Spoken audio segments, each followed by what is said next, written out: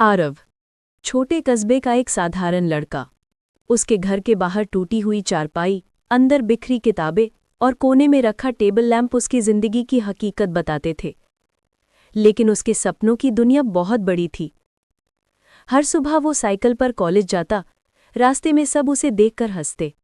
ये लड़का कभी कुछ बड़ा नहीं कर पाएगा। लेकिन आरव बस चुप रहता।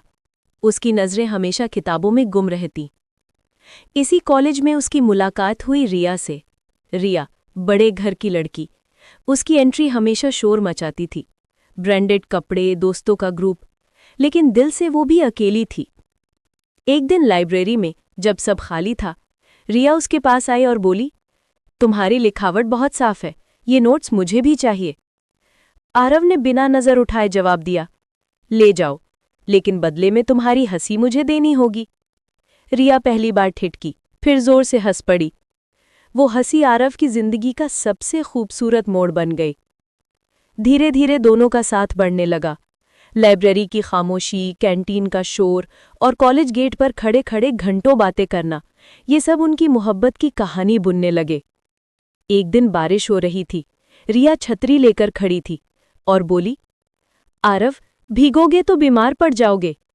आरव ने उसका हाथ पकड़ा और मुस्कुराकर कहा, अगर पागलपन तुम्हारे साथ हो तो ये मेरी जिंदगी का सबसे खूबसूरत पल है। उस दिन दोनों भीगते रहे, हंसते रहे और कस्बे के लोग चुपचाप उन्हें देखते रहे। प्यार अब राज नहीं रहा था, वो पूरे कस्बे की जबान बन चुका था। लेकिन हर खूबसूरत कहानी के बीच एक अंधेरा होता है। रिया का परिवार इस रिश्ते के खिलाफ था। उनके लिए आरव सिर्फ एक गरीब लड़का था। और तब उनकी जिंदगी में आया विक्रम, शहर का बड़ा बिजनेसमैन। उसका अहंकार उसके चेहरे से टपकता था। कॉलेज की एक पार्टी में जब सब नाच गाना कर रहे थे, विक्रम ने सबके सामने आरव का मजाक उड़ाया। वो हंसा और बोला, रिया मेरी होने वाली है, और तू? तेरी औकात बस चाय बेचने की है। लोग हंस पड़े। रिया की आंखों में आंसू थे, लेकिन उसने विरोध नहीं किया। आरव का चेहरा लाल हो गया, मगर उसकी आवाज ठंडी थी। औकात मेहनत से बनती है विक्रम, आज तू हंस ले, कल देखना। उस रात आरव टूटा हुआ था। रिया से आखिरी बार बोला, तुम्हारी हंसी मेरी सबसे बड़ी दौलत थी, लेकिन अब मैं खाली हाथ हूं, और कस्बा छोड़कर चला गया। साल बीत गए। रिया ने मजबूरी में विक्रम से शादी कर ली। बाहर से वो खुश दिखती, लेकिन अंदर से हर दिन टूट रही थी। दूसरी तरफ आरव ने हार नहीं मानी। छोटे मोटे कामों से शुरुआत की, रातों की नींद बेचकर सपने खरीदे। कभी असफल हुआ, कभी गिरा, लेकिन हर बार उठा और दोबारा चला। धीरे धीरे उसका बिजनेस बढ़ता गया। लोग उसे पहचानने लगे। वो अब वही मासूम लड़का नहीं रहा, बल्कि सूट बूट में चलने वाला, बड़ी गाड़ियों में घूमने वाला एक ताकतवर इंसान बन चुका था। लेकिन दिल में अब भी एक जख्म था, धोखे का। एक शाम शहर की बड़ी पार्टी में सब इकट्ठा हुए।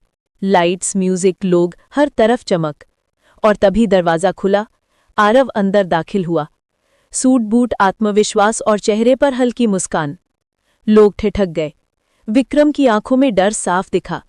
रिया की आंखों में आंसू आ गए। विक्रम गुस्से में बोला, तेरी औकात अब भी वही है आरव।